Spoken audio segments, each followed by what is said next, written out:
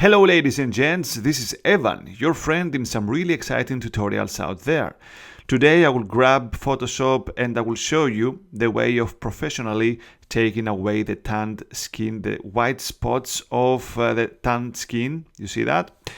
That problem I know that everybody has in at least one photograph, and I know that a lot of people are searching for this solution, a professional solution that will put an end in this problem. So don't worry if you have some Photoshop skills, and if you know my channel, you will be able to find a wonderful technique to take away this problem. We will use again the technique of frequency separation in order to separate the texture from the color tones, and that way we will be able to keep the correct texture and we will correct the problematic area. Most of the retouching of the skin has the same problem. Most of the retouching has the problem of a plastic surface, a plastic skin. We don't want our skin to look plastic or made of porcelain. We just need to make the skin look as healthy as it can be and without the problems. This is the, a little trick that we have to, a little, problematic area that we have to overcome. And of course, with the frequency separation, we will be able to work in separate ways, the texture and the color tones, in order to fix it. So no more talking. Sometimes I really talk a lot. So please, if you don't really like me talking to you, just give me a note below in the comments. So no more talking, let's just go start and build up an action, because I don't want to do this again and again. So we'll just hit the window and actions, and here I have just already created an erase tattoo actions. Of course, you can see my tutorials about the tattoo erasing the most professional way, again with the frequency separation technique. This time I will just create a new action inside this folder. I will just name it Erase Tanned White Spots. A really big name for an action, but anyway, hit the record. Now all my moves inside Photoshop will be recorded, and that way I will just do this tutorial once and I will have it recorded inside my Photoshop.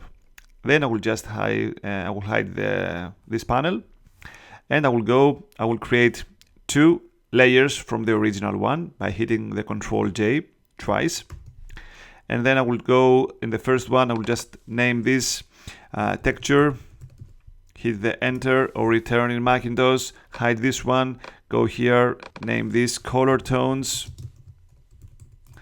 and select this one. Then I will go to filter, I will go to blur, I will select the surface blur, and I have to find a radius that will produce me good quality but blurry skin. You see that? Now it starts to look good. Most of the times the radius 5 to 15 seems to be good with skin, but it depends from the size of the photo, from the close-up of the photo. We just need to find a radius and a threshold that creates a skin that it looks more blurry but not plastic or something. We want to keep the balance and the color tones, but not all the tones. 5 and 15 is okay. Hit OK.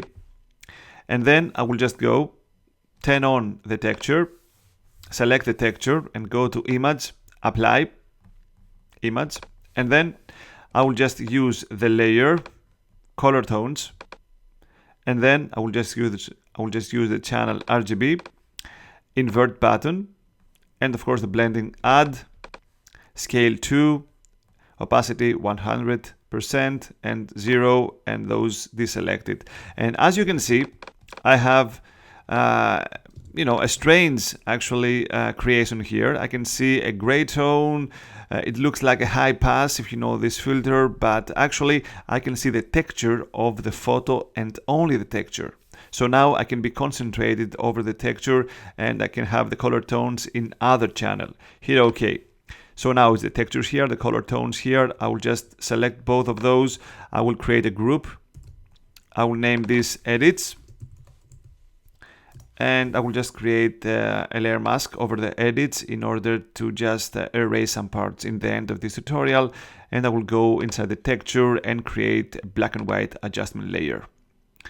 And last but not least, I will just select the texture and I will go to linear light as blend in order to see behind. So I can now see through the texture, the color tones, and of course the black and white will just make me focus over the texture in the start. I will just go and stop the action right now. And my whole action now is recorded over here. I don't really have to do the same again forever. I have this action recorded and I can have Photoshop work as my slave from now on. Now, let's see how this technique works. I have the texture in a separate layer and the color tones in a separate layer, and those two are now mixed together. You see that? The texture applies the texture over the color tones. If I take out the texture, I don't see texture. And of course, if I take out the color tones, I don't see color tones. So I have a perfect mix, but those two, they're separated. And now I can work separated. The only thing that I have to do now is to take the black and white and maybe play with the red tones in order to find the correct way to view better the texture. This black and white is only here for helping me see the texture better, and I think now I can see more of the skin better. You see that? It looks more precise, and I can see all the noise here and the pixels, let's say, of the photograph much better than before. You see that?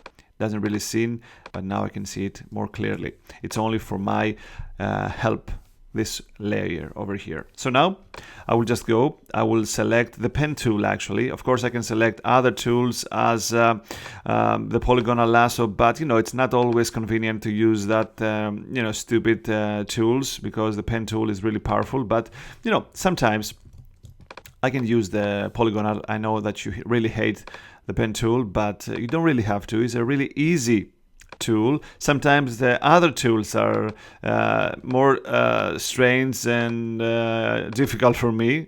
Once you know actually the pen tool, all the other selection tools, they kind of looking stupid. But anyway, I will just do your favor and I will use the polygonal this time. And so now I have this selected. And I have more selected above because I just want to work more easy. And then I will just hit the shift button and take more of this sample over here, because I don't want those hard corners. Wonderful. So now I have this one over here. Maybe I can increase this selection over here with my lasso. And now I'm ready to work. Of course, I can save this.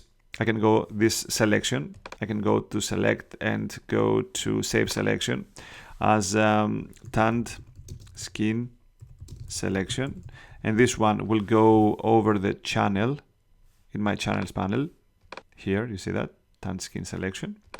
So I can have this always here. No matter if I will just deselect it, I can go here, control click, command click in Macintosh, and I have it again in front of me. So now it's the time of magic. I will just take the stamp tool. I will just use the current layer because I want to work only inside the texture. Opacity and flow 100, both of them. And then I will take a sample with the Alt click, Option click in Macintosh from here, let's say, and I will just go and paint away the texture. Don't worry, the whole problem will not go away in the beginning of this procedure, because right now we are affecting the texture and the texture has not so many details and so many information when you work with the tanned skin. If I will just alt click the texture, I can see now that there is nothing over my texture that reminds me this problem. You see that? There is nothing over here. So my texture is done. Alt click again. And now I will go to the color tones. I will just take out the black and white. I don't really need that. I can just delete it if I don't really like it. And of course, again, delete. And now I can just work with the color tones. And of course, now I can use the stamp tool. I can use the brush tool. But most of the times I'm just using the mixer brush tool because it's really awesome. and then I'll just hit the Alt click. This tool actually works like the smudge tool, more or less. It just smudges the areas of the color tones and actually produces something new. You see that? And so now I can just bring the red of the bathing suit, but of course I don't really like this one.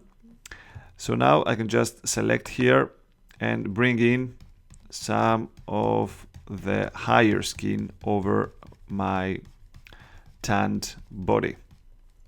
Maybe here this time, or maybe just make it smaller. You know, most of the times we have to work really hard in order to succeed that. But you know, in this tutorial I want to make it look really fast for you. Of course you can just take your time here and make it better and better, but I think now it looks wonderful. Control D in order to deselect, and check this out, looks awesome. Then I can just go and mix some areas, as you see here, with a mixer brush tool in order to look correct. So I'm just blurring the selection, and of course here maybe, okay, superbly, and I think it looks wonderful here. You see that? And this used to be my original. Whoopsie, here it is. Wait, this used to be, and now this is, you see that? Really easy. And then I can just go to the edits inside this mask, take my brush, and then just hide out some, of course with a black color, and hide out some of the areas. The opacity 100, and I just bring in the original part of the body, of course not this part, but no, everything but this part. I will just bring it in. Of course I have to remember more or less where this is, because I want to bring in as healthy skin, as original, let's say, skin as I can. So now check this out. Wonderful. So without really an effort, without really any problem, I was able to create this wonderful action, the erase tanned white skin action, that does all the separation of the texture and the color tones. And then it's really easy with the stamp tool and the mixer brush. It's really easy for me to recreate wonderful retouching of the skin with no problem. You see that? I can see the texture. I don't have plastic skin. My skin looks wonderful, and of course without those problematic areas of the tanned spots. So my friends, if you liked my tutorial, if you like my voice, if you like my accent, or if you like my techniques and only my techniques, please like my work, share my work, and don't forget to subscribe to my channel, because every day I'm showing you the good ways, the professional ways of usage of Adobe Photoshop. So have fun, my friends, and keep photoshopping.